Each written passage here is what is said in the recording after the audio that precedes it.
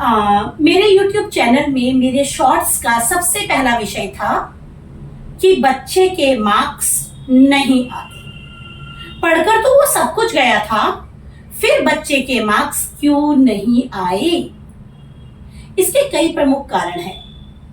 पहला कारण यह है कि जिस वक्त पढ़ाई हो रही थी उस वक्त बच्चे को कुछ समझ नहीं आया। मुख्यतः बच्चे को समझ ना आना ही एक प्रमुख समस्या है। इसका अर्थ है कि बच्चे को भाषा की समस्या है। उसे टीचर का पढ़ाया लिखाया कुछ समझ नहीं आता। दरअसल विद्यालय में पाठ्यक्रम को पूरा करना टीचर की एक बहुत बड़ी समस्या है और वह उस पाठ्यक्रम को तेजी से पूर्ण करना चाहती है, जिस तेजी को बच्चा पकड़ नहीं पाता और उसे समझ नहीं आता। दूसरा प्रमुख कारण बच्चे की पढ़ाई में रुचि ना होना, जिसमें हम लोग दोनों जिम्मेवार हैं, टीचर भी और अभिभावक भी।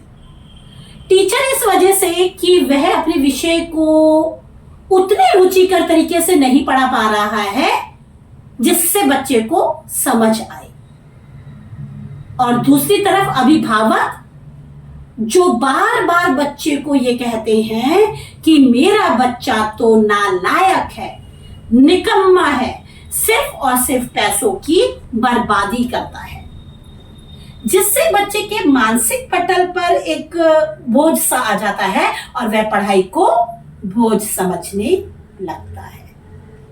तीसरा अहम कारण, माता पिता को लगता है कि वह बच्चे के लिए एक ट्यूटर लगा दे। ट्यूटर लगाएंगे, महंगा ट्यूशन लगाएंगे, उसमें ट्यूटर ही सब कुछ करेगा, जबकि माता पिता को यहाँ पर जागरूक होना पड़ेगा, फॉलो अप लेना पड़ेगा। ट्यूशन टीचर क्या करवा रहा है, क्या नहीं करवा रहा है, कितना पाठ्यक्रम उसने कवर किया है, इस चीज पर ध्यान देना पड़ेगा। टेस्ट आदि का फॉलो अप लेना पड़ेगा, ट्यूशन टीचर से बात करनी पड़ेगी, समय निकालना पड़ेगा।